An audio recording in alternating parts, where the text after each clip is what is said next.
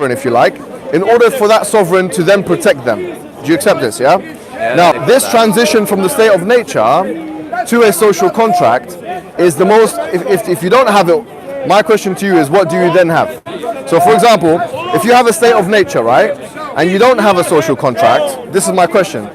If you have a Lockean or a Hobbesian state of nature, and you don't have a transition to a social contract, the question is, what will remain? That's my question. Okay. Yeah, so the answer to that is, if you're talking about what will remain within, and the answer coming from a liberal tradition, kind of what we need to understand is that liberalism is very broad, more broad than you've given it credit for.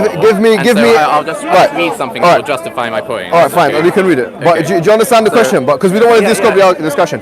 Discussion is. No, this will answer the question. Because what you have a state of nature. Yeah. And this, by the way, is widely accepted. I don't think anyone, even you said John Rawls, yeah? Yeah. John Rawls has something called the veil of ignorance. I'm sure you're aware of it, yeah? Are you aware of it? Yeah, I'm aware of it. Okay, can you explain it to me so I'm sure that you're aware of it? Well, I know within the context of social contract theory, as imagined by John Rawls, he imagines that there was this collective spirit that for people to be free, they'd have to act in accordance with this collective spirit.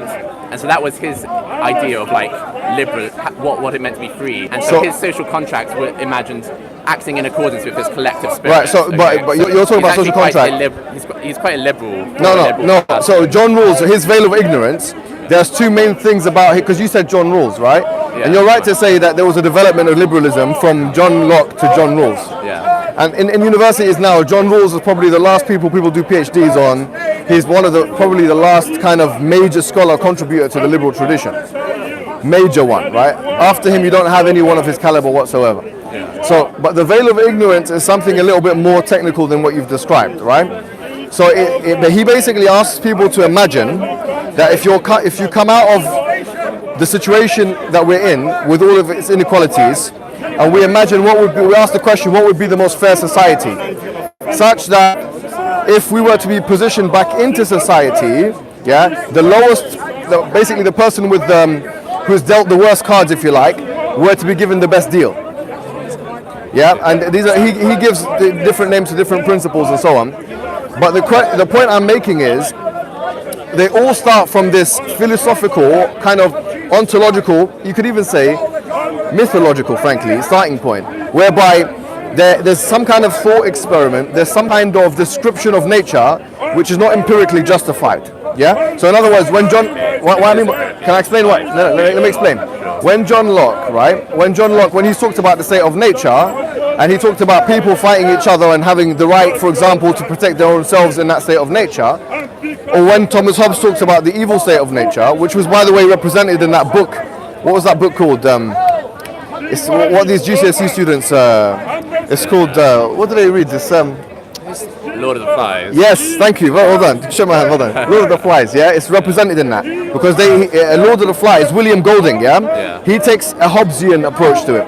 Now, look, I don't want to go into technical details. The point is, they all start. My main point is, they all start. Whether it's John Locke, Thomas Hobbes, or John Locke, or Montesquieu, or Rousseau, whoever you want, it's impossible to start with a philosophy unless you have this transition from the primordial state, otherwise referred to as the state of nature, into some kind of social contract.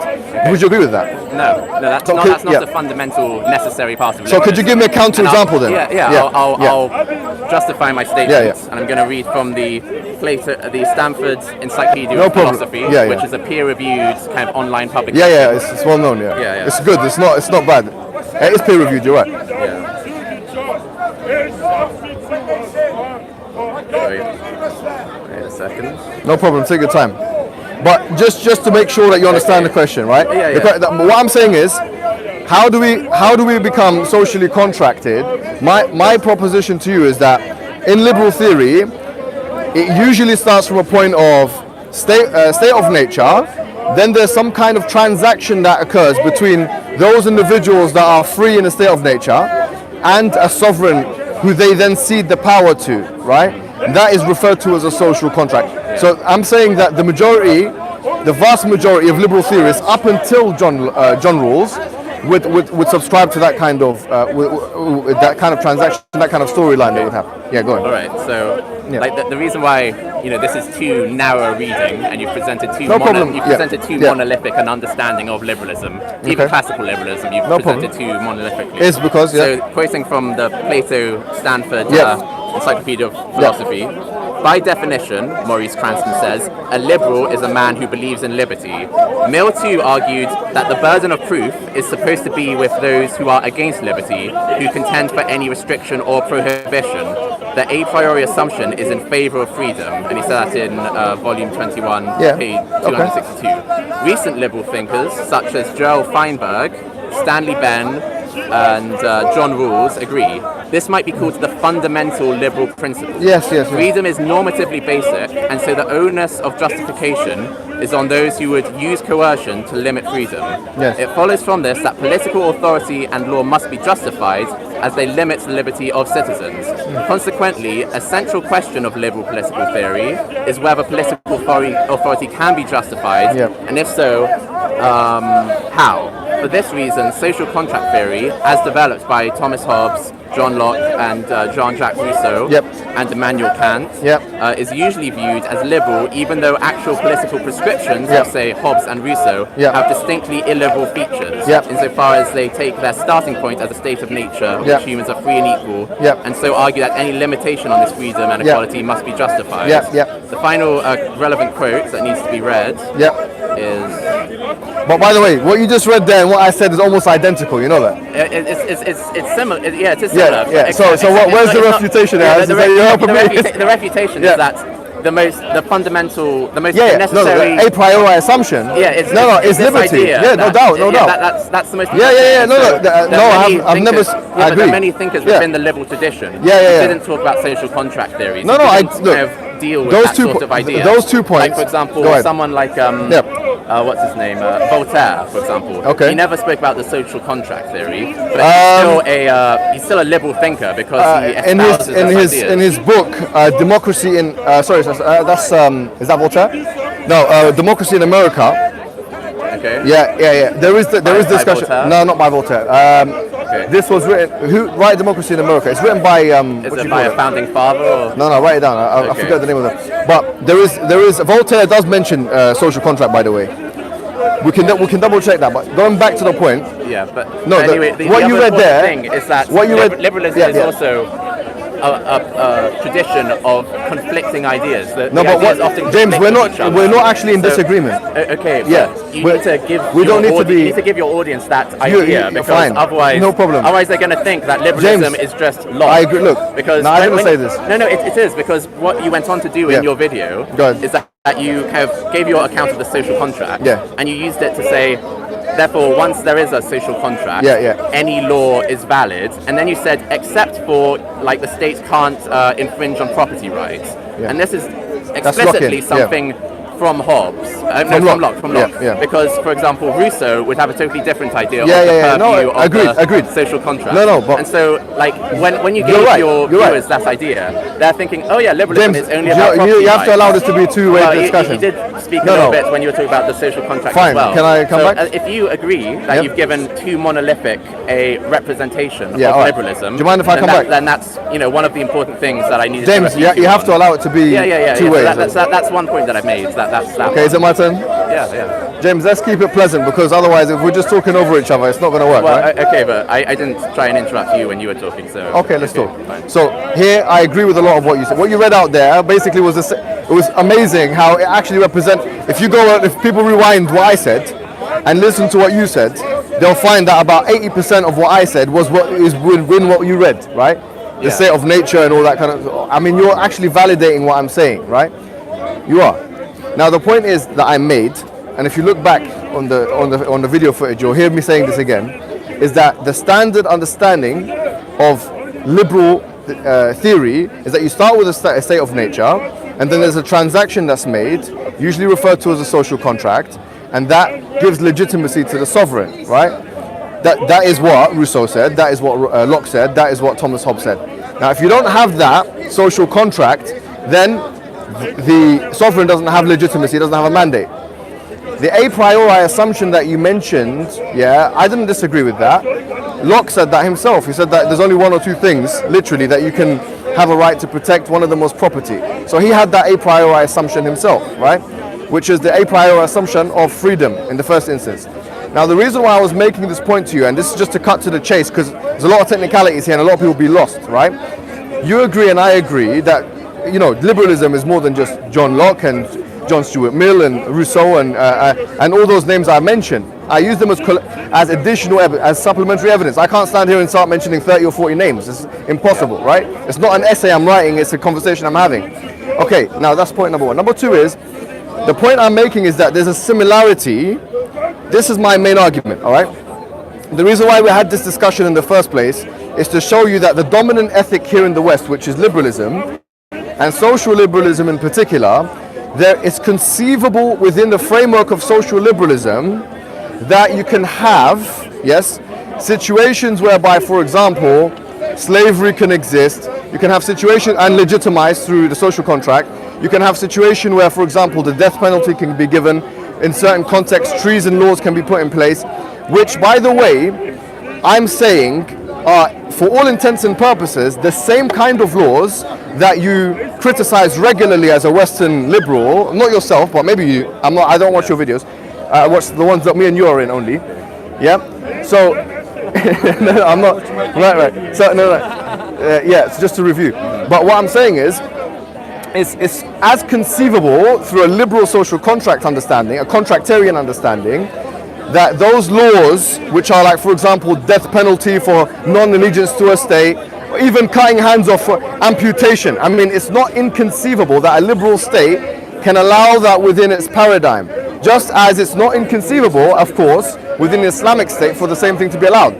Now, the reason why I'm bringing this to your attention is to let you know that what you have to offer me is basically nothing, right? When liberals and people from the West tell Muslims that you have to modernize, my argument to you is, for the sake of argument, let's say we're going to modernize, right? Let's go with it. Now, let's say come liberal and we will completely change. And by the way, most of the Muslim countries are probably premised on or predicated on some kind of liberalism anyway, right? Even though they're dictatorships for the most part. But let's say for the sake of argument, we go with that model.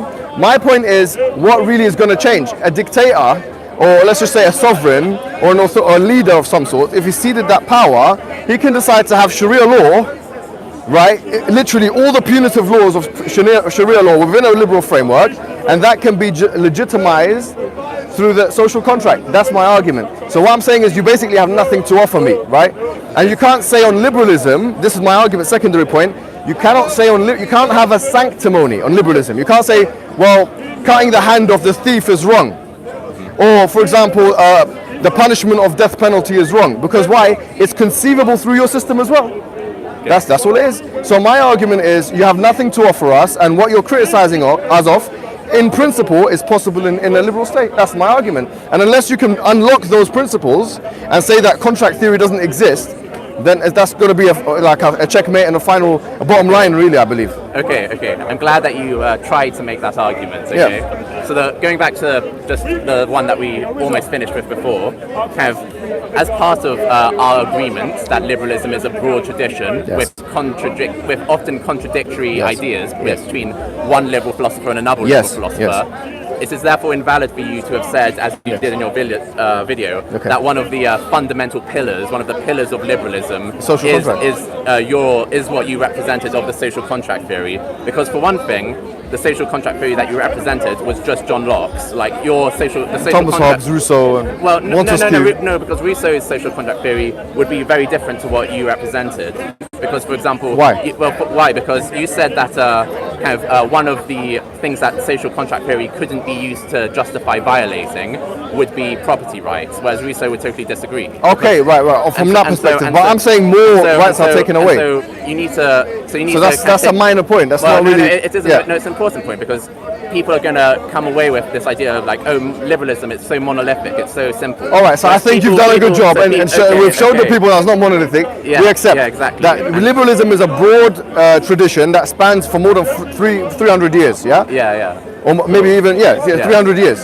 So it's not monolithic. It has varying opinions within it, and often, like you said, contradictory ones. Yeah. But my point was this: is that I'll get to your second it's point conceivable now. within that framework to have these outcomes. I'm not saying that all liberals. I've never said this, James. I've never said that all liberal thinkers say this. Okay. I've said it's conceivable principally within the framework to envisage these outcomes. In other words, the outcomes where punitive laws, say for example the punitive laws of Islam, can be implemented in a liberal state through the mandate of the people, ceded to the sovereign master or for the represented elected, and then they can actually do those things. So it's conceivable. I'll get that. Yeah. Okay, cool. My argument is one of conceivability. Yeah. Yeah. Okay. Potentiality one. Yeah. And I'll agree with you that it is potentially possible. Perfect. Okay? It's potentially possible for a democracy to turn into a dictatorship and start implementing, kind of taking away freedom of speech, taking away freedom of religion, re-legalizing slavery. That's not impossible, okay?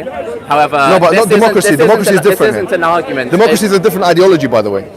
It can be. No, it definitely is. But I'm not representing kind of this abstract, non-democratic liberal state. I don't know what that means. I'm representing. James, can we pause here for a second, if you don't mind? No, because we're going to be talking. We aren't going to be talking about a hypothetical, non-democratic liberal state. No, You want, I think, to show that kind of a Sharia state with a kind of Salafi understanding is not inferior. I don't say anything about Salafism. I've never mentioned Salafism. Okay, but you are a Salafi. No, I've never mentioned Salafism. Are you a Salafi? I'm a Hanbali. I call myself a Hanbali. I'm Muslim, Sunni, really? Hanbali. Okay, I didn't know that. So you're a Hanbali madhab follower. Yes, yes. Okay, so even under, it's the same is true under a Hanbali madhab, okay? Now you've read the Hanbali madhab. I know books have you read? Tell me. Muqtasar al-Khiraqi, for example. Al-Khiraqi. You've read Al-Khiraqi, yeah? Not the whole thing, but I checked parts of it. I can guarantee you it's not translated into English. It is translated into English. Al-Khiraqi? Yeah. Is it translated Al-Khiraqi? It's translated in English? Yeah, I've got it here. Do you want to see it? Yes, please, show me. Okay, sure. It's not the whole thing. Khiraqi's thing is this big, mate. It's not the whole thing. It's just a section of it. Okay, let me tell you something. But before you continue, Ibn Qudama, he wrote a book called Al-Mughni, yeah? Yeah. Do you know who Ibn Qudama was? I can't remember. If you're a Hanbali, if you know about Hanbalism, you need to know about Ibn Qudama, all right? Ibn Qudama is one of the major scholars of the Hanbali madhab. Yeah, but Khiraqi came before that, though. Yes. So this is more fundamental. No, but let me explain to you. This it is more directly translates. But that's not Al-Khiraqi, bro. Yeah, it is. It will be. It can't be Al-Khiraqi. Al-Khiraqi's thing is this big. I printed out a few pages of it to show the point that I wanted to make. Okay, you might have a few extracts that are translated, but the whole Khiraqi is definitely not translated into English. I can tell you that I can guarantee you. There's some PhD students I looked at it myself. I went to the library and I wanted to see if Khiraqi was translated. Okay, no, but this is. Tell me where it's translated. I'd like to know, bro. Al-Mughni is not even. I don't even know if Mughni is translated. If anyone knows where Mughni is translated. Al-Mughni is, by the way, an explanation of Khiraqi. Yeah. Okay. So Ibn Qudama, Al-Mughni is the. Okay, this is not Al-Khiraqi, bro. This is part of it. Okay. This is the Muqtasar al-Khiraqi, a 10th century work of Islamic jurisprudence, translated by interesting. Khalid Anas, PhD, New York University. Did he translate all of it? No, I only printed out for bits of it. I printed off the chapter of jihad. Oh, jihad only, huh?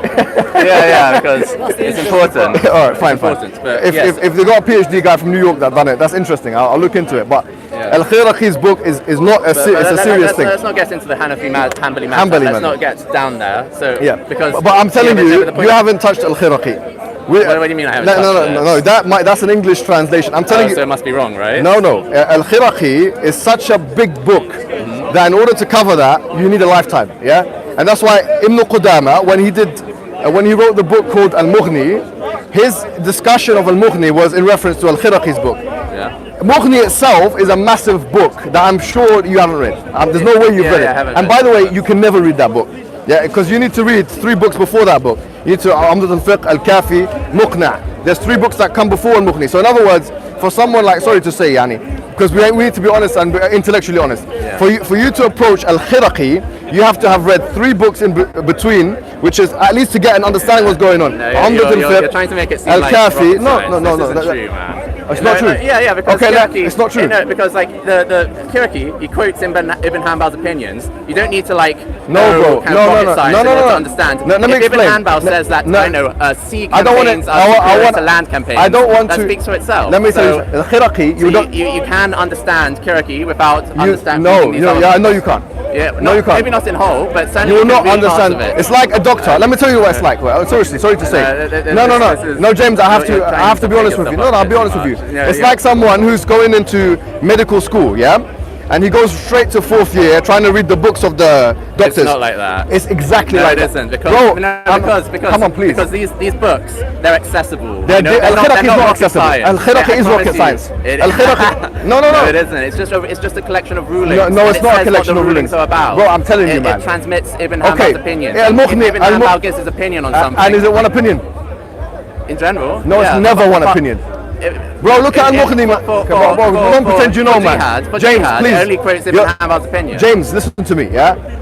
Don't, please, in front of me, I have to ask you kindly. Don't pretend you know, okay? Do not. I only claim to know about I'm telling you, I'm telling you, my friend. I'll be honest with you in front of everyone here. Yeah? No, if you're trying to say I don't understand a single thing no. The book, I can just read this out to you. James, everyone here will be able to understand it as well. You think you know? You're gatekeeping. It's called Jahl Murakkab. It's called ignorance which is compounded, where you think you know and you don't know. Let me tell you what, James. Let me explain. We can disprove this now. I can just read a section of Al-Khiraqi, and everyone here will be able to understand it. James, it's easy. It's not easy. You can do a little experiment. It's not easy. It's not easy. Let me explain why it's not easy. Can I explain why? You can try, but and then we'll come back to the main discussion. It's very convincing. Let's get back to the main. We will. But let me explain to people, right? If you look at, for example, one chapter of Al-Mughni, yeah, which I spent 2 years trying to understand one chapter, and I understand the Arabic language and understand what's being said. 2 years I didn't get it. I'm not gonna lie to you, yeah. I didn't. If you ask me now, Kitab al-Buyu', which is the chapter on transactions in Mughni, yeah, I'm thinking, why is it difficult to understand? Because number one, Ibn Qudama, when he's quoting Al-Khiraqi and he's also quoting Ahmad ibn Hanbal, he's quoting like 6 opinions of Ahmad sometimes. 3 opinions, 2 opinions, 2 riwayas, 4 riwayas, whatever. It's never one. It's in these books. I thought you meant kind of opinions. No, Ahmad himself. Ahmad himself. Ahmad himself. He gave different rulings. So now there's the question of tarjih. Which one did Ahmad actually? Number one, what did he say? Which number 2? What is the sanad? What is the correct what do you call it? Chain of narration of Ahmad. Number 3, which one do the scholars of the Hanbali madhab see as more prominent than other? And that's a big discussion, akhi. I'm telling you, not every bro, it's a long. Not every issue has multiple rulings. Almost all of them do, and some don't. Some don't. Yeah, some don't. Okay, so you're able to understand some of them without thinking. Al-Khiraqi is not something that you can approach. Go on, next thing. Okay, let's do it. So you can go to something called Amdat al-Fiqh. It's translated by Hatim al-Hajj. He wrote a book. It's orange. For those who want to learn about the Hanbali madhab, the first thing you got to read is something called Amdat. This is probably one of the best things you can read. It's called Amdat al-Fiqh. Written by Ibn Qudama. It's a small book in orange. In English, it's called, I don't know how they translate Amdat al-Fiqh, yeah? And the translation by Hatim al-Hajj. That's where you start. You never start with al-Khiraqi. It's like going to a Tabari in the beginning. It's impossible. That's the best thing to go to, a Tabari tafsir. Yeah, but you're not going to know which one. If it was in English, everyone would read it. It is in English, I believe, but it's not easy to. I don't think that's something. Can you? Alright, you read it. I'd love to be directed to an English version of tafsir. The Jordanian government have this thing where they translate it. Okay, that's great. I'm really glad to know that. Actually, I shouldn't be giving you. You know what? Read Al-Khiraqi, brother. Read it. Go straight to Al-Khiraqi. Okay, let's go back to the main issue. Okay. Yeah. So you gave an argument.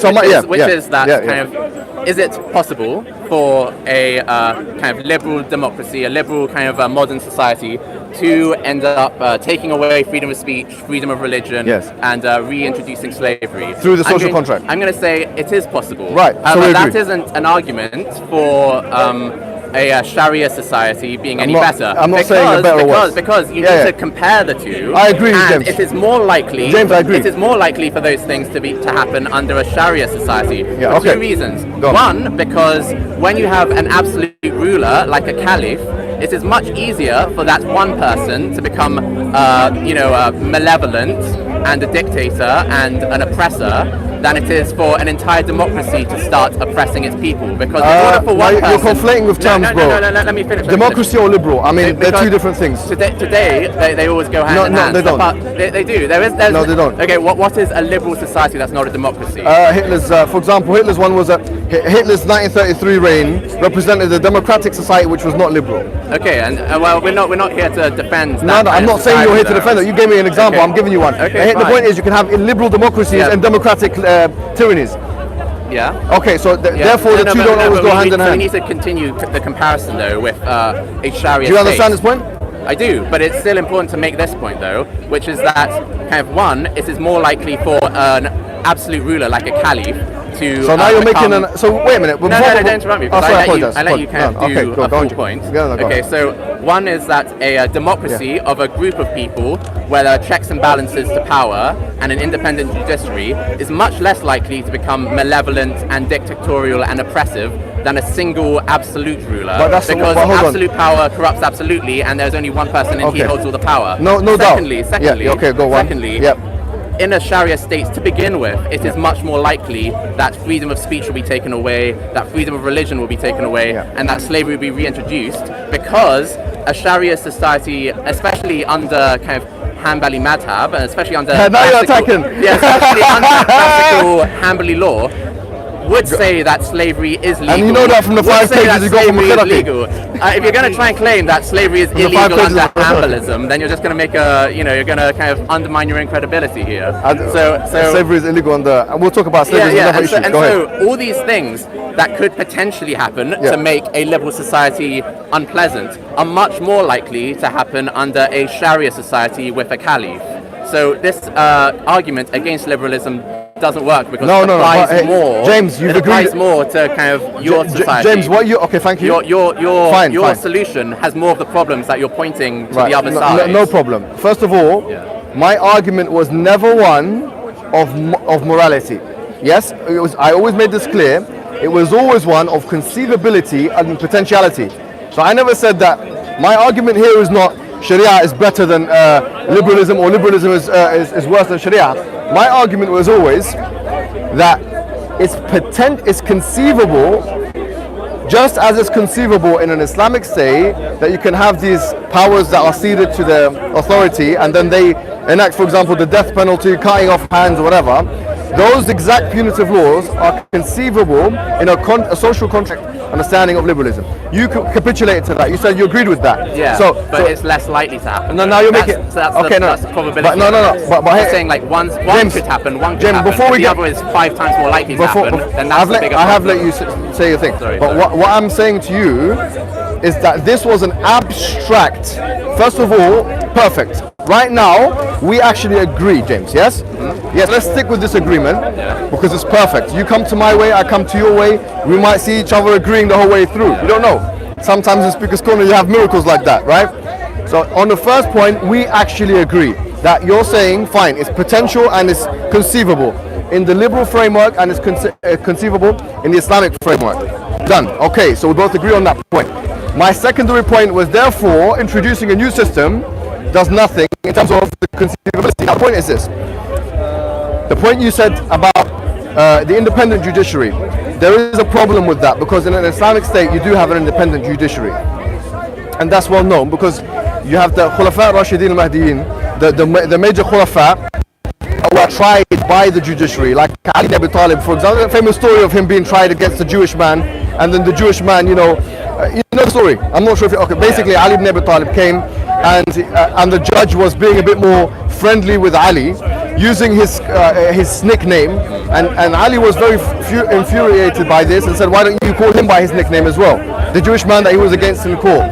So the point is that the judge has... There's counter evidence to that though, which is that there are many other examples within Islamic history of the Khilafah being able to lean on the jurists and favour jurists who would give him treatment. The reason why I made... So there is much more room for corruption where you have before you continue, so just because you can point to I don't one want to example discope of it this. being good. We're talking on a nice, like it's a conversation now, and I think we're getting somewhere. But before this continues, let's not descope the parameters of the discussion, because in the beginning we said, okay, abstractly you agree and I agree on the same point, the conceivability point. Secondly, now we talked about the second point, which is we're talking about the religion. You said something about the judiciary, and I'm saying that, why did I mention Ali? Because he's one of the Khulafa, and the Prophet said, alaykum bi sunnati wa sunnati al-khulafa ar-rashidin al-mahdiyyin min ba'di ya'udu alayhi ibn wajid, that upon you is my way and the way of the Khulafa ar-rashidin al-mahdiyyin, and of them is Ali, with consensus of the Muslims. So I use him as an evidence here to show that this can happen, that the judiciary can impinge on the rights, if you like, of the ruler. So the fact that you have an independent judiciary is something which is upheld by Islamic law. By law. Now if you say in history that's not the case, I'll probably agree with you. So yeah, in history you're right. Probably you can find counter examples of that. But my case is not a historical one. It's a principle one. Okay. So now that we agree with the abstract, now we can ask the question about implementability. And you said you made a point here, which is a secondary piece of argument. Where you said that it's more likely that these laws will be enacted, yes, in an Islamic state than in a liberal one. And I reject that actually. Okay. Yes. Now let me explain. No. I totally reject it, and I'll tell you why I totally reject it. Now, I'm doing a research on this, and it will come out at the end of the year. And I'll tell you what the research entails. Okay. You know, in terms of historical record, the historical record is very. In the early times of the Abbasid Empire, the Umayyads before them, and the Abbasids, it's a little bit difficult to find court records. Yes. So I can't really speculate, and you can't really speculate as to what happened in that time. But in terms of the Islamic, can you let me? Because I've done the research. Yeah, in terms of what empire, if you like, the Islamic Empire had most bureaucratic records is the Ottoman Empire. There's no doubt about that. Yeah. In terms of the whole Muslim timeline, historical timeline, the Ottomans have something called the Sijil, which is literally, I think, around.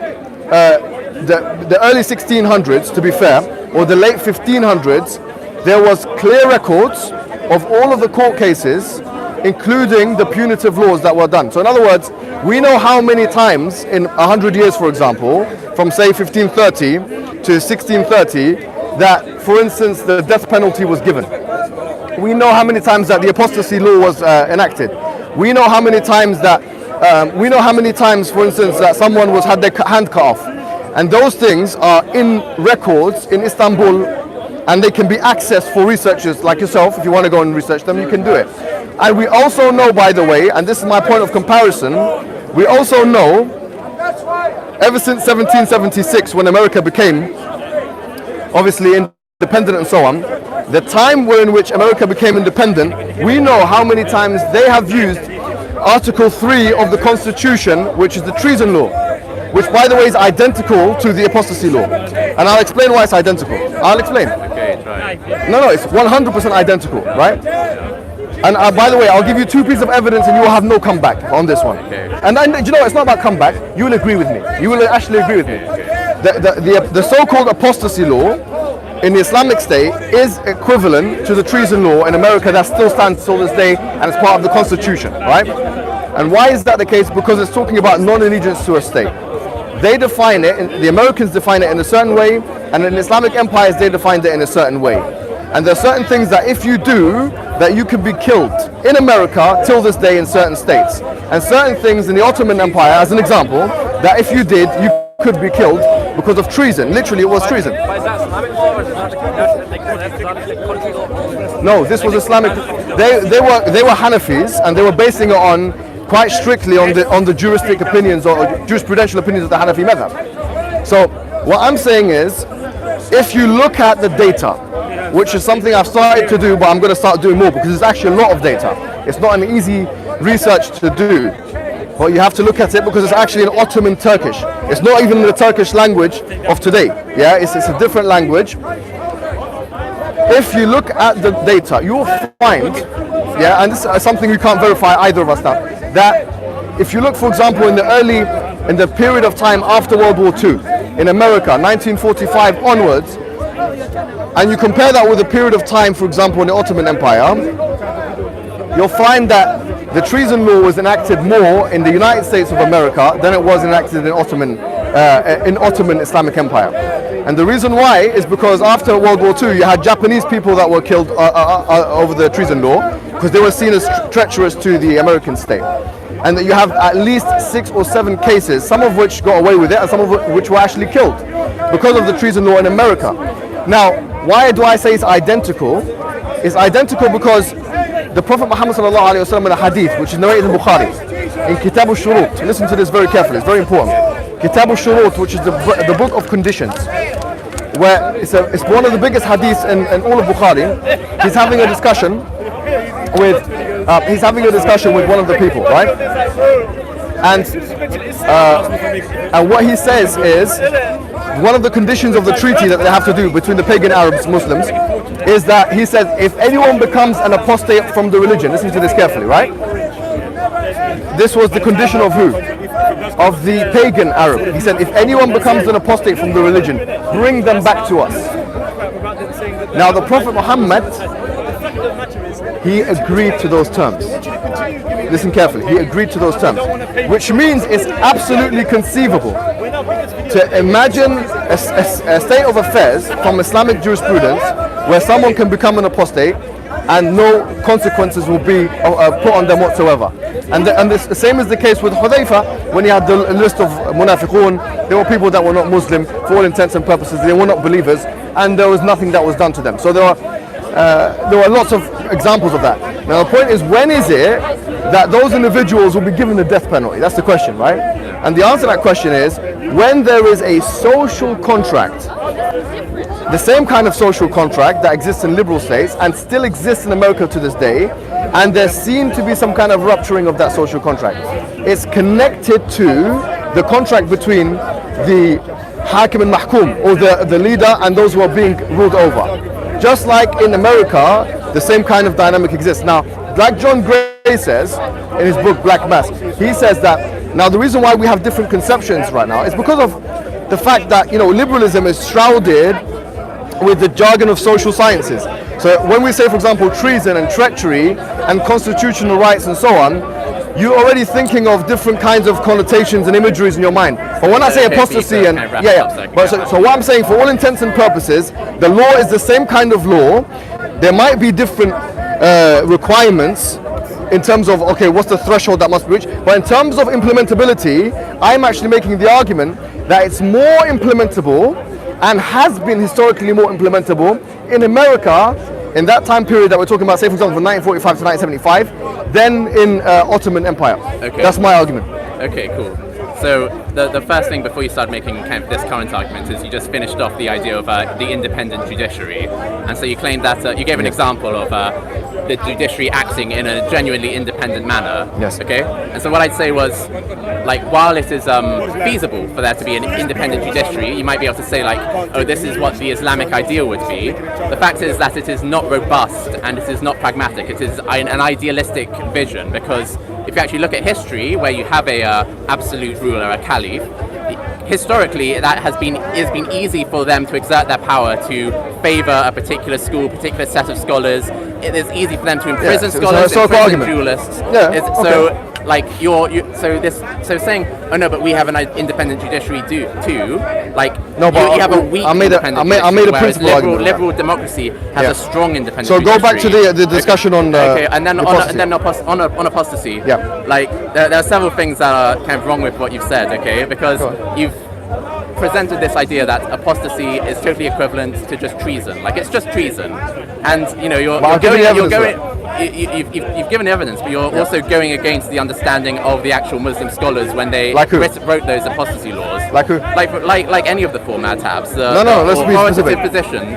Like any madhab book, like kind of the Distinguished Jurist Primer. Like I've got a book of jurists. Okay, which one have you got? Let's see. Like this is by Al-Qadi As-Safadi, and it'll summarize the four schools. But it won't say anything in here about treachery or treason. No, you'll be surprised. You'll be surprised because I can give you the. No, but if you brought that up, so I can actually counter that. Well, you've been speaking for like 10 minutes. So you need to let me kind of like present fully the case. By the way, you're wrong. By the way, what's his name? Jonathan Brown. Yeah, I think it's Jonathan Brown.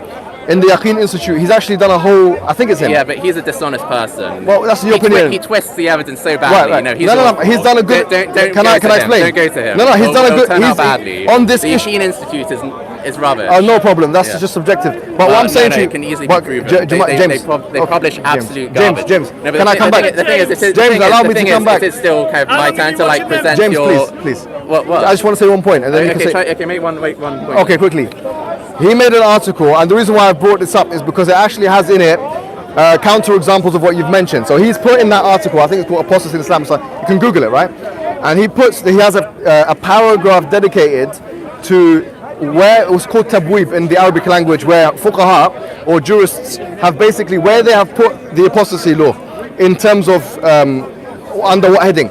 and you'll find that with his evidence, and I think he mentions 2 or 3 different madhab, that they put it under things like highway robbery and the treason, the treacherous, and all that kind of stuff. So there is, if you're talking from a jurisprudential perspective, there certainly is evidence for what I'm talking about. I was going straight to primary texts. So look, I've given you 2 sets of arguments now. Okay, Sorry. but there's also primary texts that kind of give a different version from what you're talking about. You can present them to me if you want. So first of all, in terms of like the jurisprudence, like here's one jurisprudence book by it's The Mercy in the Difference of the 4 Sunni Schools of Islamic Law by Al-Qadi as-Safadi. He was a Qadi of I think 14th century Damascus. And all it says here is chapter 21, the had punishments. There are 7 crimes which incur had punishments. They are apostasy, rebellion. Note, rebellion is different from apostasy. Fornication, slander, theft, highway robbery, also different from apostasy, and wine drinking. Apostasy. Apostasy is to leave Islam by word, deed, or intention. The Imams agree, and that refers to the 4 kind of Imams who founded the 4 schools of Sunni Islamic law, that anyone who apostatizes from Islam must be killed. Yeah, but in what context? That's the basic understanding. No, James, here's the point. I can go to so many other That's 2 lines, right? No, James, let's be fair. Let me continue making my points. Right, go ahead. But can I just say one thing before you continue? No, because you've already had like quite a few interjections, and I didn't. One more. You. I was going to say that. No, come on, be fair. Okay, go ahead. Okay, so go ahead. So so your idea. So here's another argument, a logical argument for why this idea of like apostasy, it's just treason. Why that's totally fallacious. It's totally bunk. Okay. So go on. And so I'll read it because I have it written down here. It says, so is your position, just to be clear, is your position that wherever... I've got it here because I want to continue. So the question is like, let's say there's a Muslim baker living in a Muslim country and he decides that he believes in Buddhism and then he kind of says, I'm a Buddhist, and he continues as a baker, working as a baker, making bread every day as a Buddhist. How has he committed treason? What foreign state has he aided? How has he attacked his own state? The answer is he hasn't in any way. You asked the question, then you answer it. What's the point? No, because you'll have your chance to... there's some more things I need to say, okay? So this comparison you made between the American punishment for treason, which is about actual treason, actually kind of working against the state and helping a foreign state, that is not equivalent to this example of apostasy, which is simply... You've misread your strawmanning the argument. I'm not strawmanning the argument. Do you know why? Your understanding of apostasy is not authentic to the actual religion and the actual jurisprudence. No, hold on. If that's the case... You've constructed a false idea that apostasy is simply treason. You're talking over me now. Can I speak? No, because I didn't interrupt you when you were speaking. All right, go ahead. I'll give you a minute. You will be done soon. I didn't give you any time limits. What is this? I don't know, man. You don't want me to speak. You're speaking over me. I let you speak. No, but can I speak back? You will. You'll have your turn to speak back. I promise. You know. Okay, go ahead. Okay, so that's the second thing for why this idea that apostasy is simply treason is not true, not authentic to the Islamic tradition, and not well justified by the primary Islamic sources. As for the primary Islamic sources, okay, you mentioned this hadith or this long hadith. Yes. Can you just quickly? Do you remember what the reference to that? Yeah, Bukhari. Kitab al-Shurut. Kitab al-Shurut. Okay, do you remember what number The Book of Conditions. Okay, but there's probably like there's different nusakh have different thing. Different depends on what book you open. Not every book have the same numbers, bro. You have to know how. You have to have. If you're an academic researcher, James, write Bukhari, the Book of Conditions. You'll find it. Bro. Okay, go sunnah.com. You'll find it. Okay, go ahead. And so that's not the only evidence for the apostasy law, though. The other evidences for the apostasy law are other hadiths that say things along the lines of whoever changes their religion, kill him. Okay, right. And so, and in fact, if you actually go to kind of books of fiqh, they are much more likely to reference that hadith as the evidence. Okay? Can I explain? So your James doesn't cover the whole story. You have to allow me to come back. So you can come back now. Thank you. Right. Now, going back to your first point, the hadith that you're talking about, "Man baddala dinahu faqtuluh," whoever changes his religion, then kill him. Let me tell you something. No Islamic scholar has taken that on prima facie value. And I'll tell you why. Because if we take it on prima facie value on a generic level, then what that means is if someone becomes a Muslim, then you have to kill them. Why does that mean that? Because the actual wording of the hadith is, whoever changes his religion, then kill him, right? So that means if someone's a Christian and becomes Muslim, then you should kill him. If you take it on a literalistic, prima facie kind of understanding, which no one does. Yeah. So obviously now, what this leads us to is the secondary point. In what context? That question, in what context, must be asked. Otherwise, we're going to kill people who become Muslim. Yeah. Do you understand? So here, I'm telling you, I'm contextualizing it for you, and I'm giving you two major things. Number one, now, if it's true, and here's an argument that I don't think you're going to come back from, all right?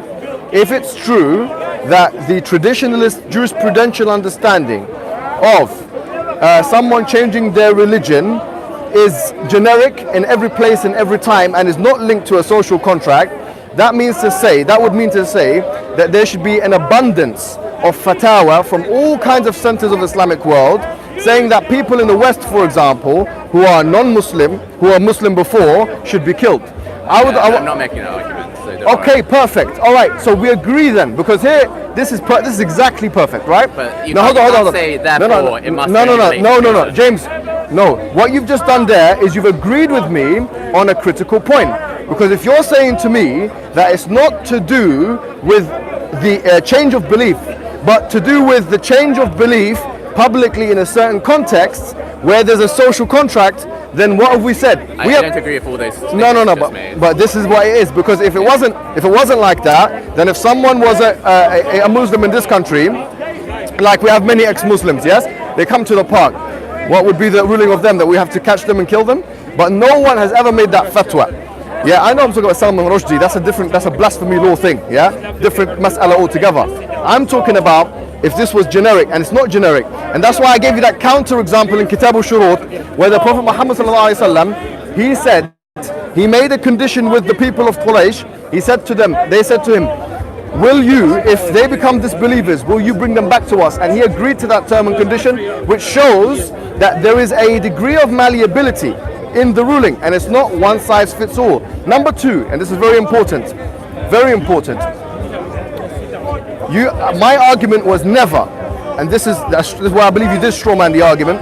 I never said to you that treason is the Eurocentric definition according to legalistic definitions of the US.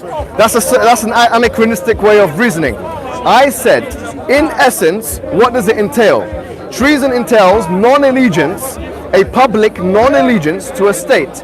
Now, if someone expresses a public non-allegiance to the United States of America, and they do so in such a way which is vocal, that could potentially, according to Article 3 of the Constitution of Treason Law, that could lead to their death.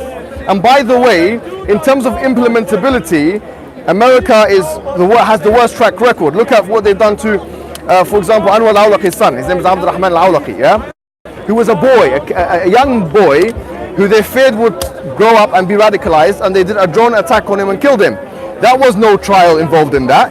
And they did so under military and executive rule, by the way. Yeah, so don't try and talk about implementation, because in reality, in terms of implementation, secular liberal America has the worst record probably in all of human history in terms of its foreign policy violations and its killing and torturing people without trial. Yeah, no, hold on, because you talked about a historical case, so I'm being honest here. Now, what my argument was, and listen to the argument carefully. My argument was, what is treason? It's essentially not showing public non-allegiance to a state to a degree where that particular state deems it dangerous for its civil protection of the society. So they can actually implement a death penalty. I'm saying that exists within Islamic law, and it exists within American, for example, law, constitutional law, that goes, by the way, back to Edward III. Because a lot of people make the argument, that this is medieval law. They say, look, Islamic law, why are you going back to the barbaric times of medieval law? Yeah. Did you know, I'll tell you something, did you know if you look at constitutional renderings, it goes back to Edward III of England, because the founding fathers of America predicated a lot of the legalistic definitions, constitutional definitions, on English law, English statute law and common law, going back all the way back to Edward III, which is medieval times, as you know. So this whole argument is a very weak argument. I am making a very straightforward claim, and it has to be disregarded, or otherwise it has to be disproven for you to make your point today. I'm saying that in both Islamic system, principally, abstractly, on philosophical basis, an Islamic law, and in, for example, a liberal country, I'm using America as the example because it's predicated on liberalism. Right. There is a potentiality where non-elite, listen to my phraseology very carefully because I'm very careful with my words. A public non-allegiance to a state could result in death. That is the essence of what treason is, what treachery is. Now, if it's conceivable in both, I'm saying in history, implementation, America, you're saying that is less likely to happen in America. I disagreed. I said, in America, the historical record shows, if you look at the Sijil, which is the Ottoman Empire history records of court records, you'll find that treason law, very careful, respective to the proportion of people living in that population, is much less common than treason law implementation, and also, if you want to add to it, torture and death without trial. Now, in order for you to say no, it's not the same, and the liberal model is one which guarantees more life or whatever it is, prosperity, you have to show a historical example. You have to show with facts and figures and statistics how it has been the case, for example, in liberal France or liberal America, and you can only compare it with the Ottoman Empire because that's where the records are complete. No, really. You can only compare it with the Ottoman Empire because that's where the historical record is complete in the Islamic world. I'm telling you that from experience. You have to show where in a space of time, say time X to time Y, there has been less or whatever. But then we have to contextualize it. Has there been wars there? Have been this and that? That's the job of the researcher. But your premise of saying that it's less likely to have death penalty for non-allegiance to a state in a liberal. That's not what I said. If it's not what you said, then we agree. Do we agree then? No, I don't think so. So all right, so then you have to provide the evidence. I think you've tried to change the arguments. No, I've always said the same thing. Go back to I said non-allegiance to a state in a public way. You have to show, my argument is this, non-allegiance to a state. Because if it's an Islamic state, allegiance will be based on Islam. For Muslims, not for non-Muslims. For Muslims, it's based on Islam. For Americans, it's based on nationalism. Why is one epistemically higher or better or whatever than the other? That's a very Orientalist or Eurocentric way of looking at things. I'm saying that in essence, the law is the same. But in implementation, actually, the Islamic law means that you have less people dying from this particular punishment. Now, you have to provide counter-examples. I've given you the historical record, and it's open for all researchers to check. You have to provide counter-examples of this and say, actually, in implementation, this has not been the case. If you can't provide that counter-example, then not only have I made you agree with me in terms of principles, but you will have to agree with me in terms of history and implementation as well. So, Can you give me the examples? Sure. So the first kind of minor points that you raised, well, it's not the first, but one of the minor points you raised is foreign policy, and you said kind of something along the lines of America has been far worse in its foreign policy violations than presumably kind of an Islamic system, and that's a really laughable claim to make. No, I didn't say that. I said in relation to this. In relation to this, like Hanbali madhab, because like it would I didn't say foreign policy, but sorry. Before you continue, interrupt me. You're straw manning the argument. I didn't say that. I said that in regards to the issue of punishment without trial. You said foreign and policy violations. I gave the example. But you said foreign policy violations. Yes, but with citizens, with their own. Okay, let me caveat. With their own citizens. How is that foreign policy then? It's foreign policy because they use drones and they kill the people if they're in another country, but they're still citizens. For example, I gave the example of Abdurrahman al-Awlaqi, who's Anwar al-Awlaqi's son, who was a boy, which means he's prepubescent, 5 or 6, and his daughter Hala al-Awlaqi, whatever her name is, and they got a drone to come and shoot them dead, and they were kids. They were not even, and they did it, and it's out in the public record because they were afraid that they would grow older and they would become radical. Now, my point is, this is a gross example, frankly, of where you have America using this kind of logic of non-allegiance. Listen to me carefully. Using the logic of non-allegiance to kill people that are underage. Now, tell me where that's in Islamic law anywhere. Okay.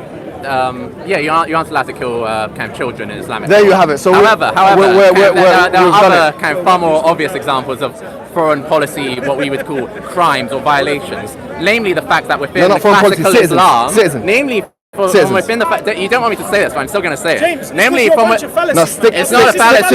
Oh, you're afraid as well, aren't you? That's why you delete all the comments. That's why you block all the comments.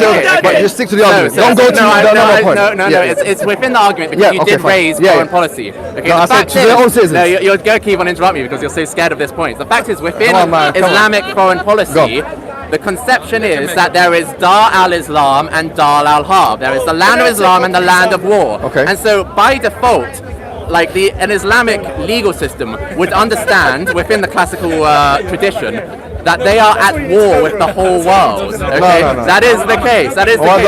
Apart from a temporary truces. That's allowed. Don't let him go into this discussion because now you're running away. Now you're offensive jihad. We'll talk about that. That's agreed James, within the Hanbali Madhab as well. James, it's and not. that is foreign policy.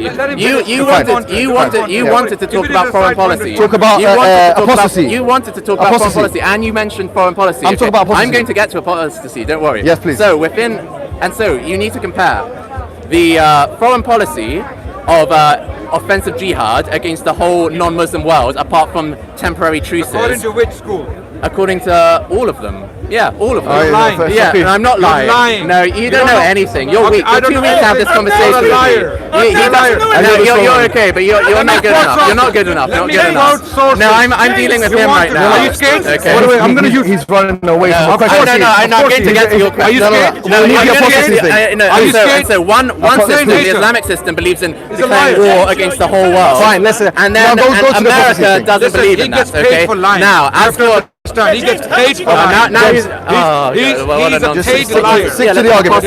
Apostasy, please. Do you remember what I said? Yeah, I remember what did I say? You said that you had that you were trying to define apostasy in terms of non-allegiance to a state, and that is a fallacious equivocation. That is not true, because apostates. So why do we kill them? Because apostates were killed within an Islamic state simply for changing their religion. Yeah, not okay, for but after attacking what? the states, not for committing treason. No, but you're defining treason in your way. No, because you're defining treason in our way. Because it doesn't make sense to define it any other way. Why? It doesn't because and this is perfect. Okay. Yeah, why? The reason is because within an Islamic state, it is not necessary for a citizen to be a Muslim, and this isn't according to me or according to secular reasoning. This is according to Islamic reasoning. Why? Because there are non-Muslim citizens of the Islamic State, and they are considered to be legitimate citizens. But do they give bay'ah? So as Muslims or as Christians or Jews? All of them have to give bay'ah. All of them have to give bay'ah. Every citizen has to. Do they give bay'ah as Muslims or Christians or Jews? As Christians and Jews. Fine. So hold on. No. If they give bay'ah as Christians or Jews, I'm still making this point. No, hold on. No, why can you say as soon as you change your religion, you're bay'ah? He's worried about me. He's not letting me talk. Let him go. Okay. So this idea that by changing your religion you're committing treason it's such nonsense, and it's really bloodthirsty as well. Like why are you happy when you find out about people kind of in Muslim countries being executed just for changing their religion? Like, do you like rub your hands together and think, oh, now you're talking. Now when you stick by your Muslim brotherhood. Stick to the argument, please. No, because this is an important subject, because you're publicly advocating for an apostasy law based on changing your religion in your ideal Islamic state. No, I'm not advocating for that. You don't want to have an ideal Islamic state in the future? That's hold on. I was advocating for that. James, that's what you want in the future, an ideal Islamic state. No, he doesn't allow. No. I let you speak for quite a while, didn't I? Go on. You're the one who's been interrupting me just now. Do you want 2 minutes? I think you were speaking for a bit more than 2 minutes. Do you want to speak for 2 minutes? Because you were speaking for a bit. No, but you were constantly interrupting me during that time. Make it more like 5 minutes. Make it more like 5 minutes. That's not fair, I don't think. No, because I didn't interrupt you at all for your big speech. Go ahead. Okay, and so your conception of kind of apostasy being treason, it doesn't stand up to any scrutiny. It doesn't make any sense to say that someone who has changed their religion but is just living as a law-abiding citizen within that country is a traitor who has tried to damage that country, who has tried to overthrow that country, who has tried to rebel against that country. And that is not the understanding of the actual kind of classical jurists. They did not say kind of, for example, kill the apostate who commits rebellion. They say kill any apostates, because it is a theological doctrine. It is not based around treachery. Okay. And so, and when you, and also you made the point that I have to, if I want to compare like this track record of religious freedom, because this is the issue. The issue is religious freedom. No, I didn't say that. Yeah, you said. Don't you straw said, man, please, you please. said treason. Use my words. You said That's the non-allegiance to the state. Yeah, you said non-allegiance. Yes, but fine. but Yeah, that's fallacious though. What we're actually talking about is religious freedom. No, we're not talking about that. That's what we're talking about. Yeah, and that because that's the truth. Please use my words. If you want to refute me, quote me properly, please. But no, I've already refuted. I've already refuted why your equivocation of apostasy with treason is false. Okay, and so the point is, we can make this comparison not just with the Ottoman Empire and America. We can also compare it to the Umayyads and the Abbasids, because we can look at their actual fiqh books. We can look at books of kind of law that were used in that time period and other kind of historical records. Okay, so. Sorry, he changed his tonight. Forget about it. And so the question is like that. This serves as a proxy indicator. You don't need full law records to show that one legal system allows religious freedom and the other doesn't. Okay, and so if we compare like which has more kind of religious freedom, it's obviously going to be the liberal democracy, because. But that was never my argument, though. No, you said it was feasible that a liberal secular democracy could take away freedoms in the same way, and I'm saying it is much less likely for that to happen. That's not my argument. You did make that argument earlier. You said it's about feasibility. You said feasibility. That was your specific word. Okay. And so yes, it is possible, it is feasible, but it is also much more likely that these freedoms are going to be taken away in a future Islamic state. Okay, James, thanks. You other had 2.5 minutes. Other freedoms like slavery. Can you allow me to come back now? I'm going to make an extra point in addition, okay? Because we also talked about several freedoms. But then you allow me to come back. One of the freedoms was freedom of religion. Right. The others within this original video we talk about is also freedom of speech and slavery, okay? And in freedom of speech, we can also make that comparison, because, for example, America clearly has much greater freedom of speech than an ideal Islamic state, because an ideal Islamic state would likely make it illegal to speak blasphemy or say impermissible things about Muhammad or the Holy Book, for example. This can be well found within, for example, the Shafi school within the kind of reliance of the traveller. And the next freedom, and so there's one. There's another. By the way, I'm going to take what I've given you. Yeah. Okay, that's fine. I don't mind that. Yeah. And so there is one area again in which the liberal secular democracy has more freedoms and is more safe in the preservation of those freedoms than an ideal Islamic state run according to Sharia law. The third way that the liberal society is better than the ideal Islamic society is in terms of slavery, because no, but let's come on, because that's what. Come on, liberal. One thing at a time. 2 minutes and a half. No, because 2 minutes and a half. No, because you did mention slavery earlier. Okay. No, I mentioned it in the previous time. In the video. One thing at a time, bro. We're talking about the video. Do you want to have a fruitful discussion, or is it going to be like machine gun thing? This is fruitful. This is fruitful. No, he's going to say you're straight to hear the word slavery. This is fruitful because within kind of Islamic legal systems, slavery is legal. It is legal to take slaves during jihad. There are many Muslim scholars today who say that this is what the ideal Islamic state in the future should entail, like Salaf Fawzan, who, by the way, if any madhab he follows, he's most closely aligned to the Hanbali madhab. Okay, which you think is so great, even though it says that slavery should be legal and that apostate should be killed. Don't know about the Hanbali madhab, bro. Okay, please. Don't go there, man. And so, like, if you want. And so here's another example in which liberal society is far better than Islamic society. The fact that liberal society you're for 5 minutes. 5 minutes. Clearly has outlawed slavery. Do you know this is going to be a long talk? You can make a long talk. Yeah, that's fine. And so and the track record of Islamic legal systems in terms of slavery is terrible, because they say that it should be legal and slaves should be taken, like citizens should be taken as slaves during jihad. Do you want to take 2.5? I'll take 2.5. And this is well attested by history and any book of fiqh you'd like to open. All right, so you've taken 5 minutes of my time. I'm gonna take 2.5, and he's gonna take 2.5. All right. So this is what I initially told you, right? 2 arguments I was making, you did not face them head on. You had to start talking about other things, and this is the problem. If there is an argument that I'm making, first of all, represent what I said properly. Number 2, answer it directly. The argument I was making was simply this. I was saying, number 1, in terms of conceivability, both America and Islamic states could initiate or could implement a death penalty based on non-allegiance to the state. Now, that is how. Now, the question of how to define treason. You can't use an anachronistic definition of treason by the Americans and then anachronistically impose it on an Islamic state. Just like you can't use a treason definition from an Islamic state and impose it on America. what we're saying is, according to the Islamic definition, treason is where you are severing a social contract, between the people and the government. If the person is already a Muslim, I'm not talking about Christians and Jews, and they have, it's called bay'ah, which is literally translated as pledge of allegiance. Listen carefully, pledge of allegiance.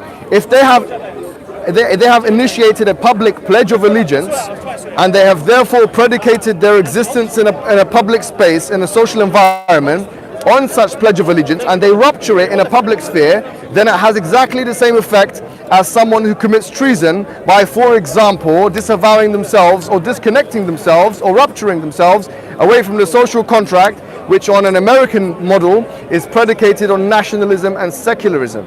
So what I'm saying is, you can't say that, well, the American definition is different, we have to use the American definition to implement it on the Islamic definition. That was my first argument. It's conceivable that non-allegiance to a state, whether it be to an Islamic state or an American state, can result in death of subjects in either of those states. And you agreed with that. That's number one. Number two is, and here's my argument, if you look at the sigil records of the Ottoman Empire, if you go all the way back to the late 1500s, all the way to, I would say, the 18 to 1900s, and you can do it now because it's available for public review. And you look at the amount of times that treason or ridda laws have been implemented in that time, which, by the way, we have a clear record of, you will find that as the proportion of population, that it's less implementable than has been the case with American policy, especially considering the post-World War II environment where lots of Japanese people were killed and others were threatened with kill. If you add to that citizen Americans who have been killed because of their perceived non-allegiance to that state, like Abdurrahman Awlaki and his daughter, who are children who were drone killed as a result of their non-allegiance to the state, so-called, or fear of them being non-allied to the state. Even in Syria, the British government. Then you'll realize, just to finish the sentence, then you'll realize that actually in implementation we have physical records, historical documents, and statistical evidence to show that in fact this law has been implemented way more in America than it has been in the Islamic countries, particularly the Ottoman Empire, where we have the most complete records. Adnan. Okay, Bismillah ar-Rahman ar-Rahim. I didn't want to indulge with James because I had stated in the past, so I'm going to be talking to the audience. I believe he is not an honest person. He deliberately lies, and I don't want to launch ad hominem attacks on him. I will deal with the issue at hand here. We have seen in recent history that Western governments in particular have carried out extrajudicial killings of their own citizens due to the concept of or perceived treachery, right? David Cameron did this with some Syrian people, some individuals in Syria with British citizens, British citizenships. Likewise, the Americans did it, right? There is no room, there is not one reference in the entire Islamic literature that allows extrajudicial killings of Muslims or non-Muslims under any circumstances. I will repeat that. There is no room within the Islamic literature, be it Hadith, Quran, or jurisprudential literature, where extrajudicial killings of any person are allowed. Okay, war is a different thing, of course. War, you know, you don't know what's coming and what's going, right? So when it comes to the legal system, no, it is legally absolutely abhorrent and prohibited in Islamic literature. And how do I know this person is actually a dishonest person? If we did a basic search online, earlier he said that there are only two categories of the world according to Islam: Darul Harb and Darul Islam. Remember that? Are you a witness to that? Yes. Right, he said that. If you went on Wikipedia, basics, divisions of the world in Islam, they have three categories, right? It's something as basic as that for him, okay, because he obviously doesn't have the ability to read any further. It's Darul Islam, Wikipedia, okay? The article is divisions of the world in Islam. Divisions of the world in Islam. I know it pains. It hurts. Are you scared, James? Are you scared? Are you scared? Are you scared? Are you scared? Okay, no problem. Yes. You look scared, okay? Darul Islam, number one, the house of Islam, the abode of Islam, where the Muslims exist with non-Muslims who are living with the Muslims under contract. Darul Harb, a hostile land, like the Romans were fighting the Muslims, the Persians were fighting the Muslims. Later on, the Habsburg fighting the Ottomans. That's Darul Harb. And then there is Darul Sulh, Darul Ahad. That's a very important distinction, not mentioned by James quite deliberately. I don't believe that he has read all of that and he doesn't know about it, right? What is Darul Sulh? Okay, Darul Sulh, according to this Wikipedia baby. Okay, I know. Are you scared? No, I'm giving you more. You were saying earlier we're scared to hear this. Our terms, Darul Sulh, are terms used for territories that have a treaty of non-aggression or peace with Muslims, right? This is a point James quite deliberately failed to mention. So here we learn something. We learn that Islamic sciences are quite nuanced. You can't listen to cowboys like James in the park and take that as authority. Go to Islamic literature. Wait. I simply recommend a book, an academic source, written by a non-Muslim, Wael B. Halak. The book is titled The Sharia Law, published by Cambridge University Press. Go and read it. It's an open invitation to Muslims and non-Muslims. Read the source and then you will see what James actually is. He looks like a cowboy. You will come to realize he is a cowboy. Okay, now the last point, slavery. You know these words, these guys, these Islamophobes, they come to the park and throw these words at you: apostasy, slavery, killing, murder, these flashy sounding terms. I will invite you to read a book on slavery. Jonathan, I'm finishing last sentence. Okay. Jonathan A.C. Brown, an academic from the US, teaching at Columbia University or Georgetown University, one of these two, Georgetown University. He has recently authored a book called Slavery in Islam. Before you listen to a cowboy, go and listen to an academic, read his book, Slavery in Islam, Jonathan A.C. Brown, and you will get the bigger picture. Period. I have nothing more to say on this. I don't want to indulge with this guy. You can continue. That was my 10 I think we're done, James. Anything else you want to say to me? Yeah, a couple of things. So, we've reached, I guess you could call it an impasse, where you want to insist that simply changing your religion is the same thing as treason. And I've given my arguments for why I didn't say that. Well, you have been making that a equivocation in effect when you were comparing treason in America you have to represent, please be honest in your representation, okay, please. So apostasy I've never said, okay? in fact, I argued against the point. So, there's no point in us repeating each other. I never said simply changing your religion. Excuse me, this is my time to talk. Yeah, go ahead. Secondly, about what Adnan Rashid said. Well, there isn't much to say because he doesn't... Keep that on you. So first of all, Adnan Rashid called me a liar. That you are. Actually an incredible...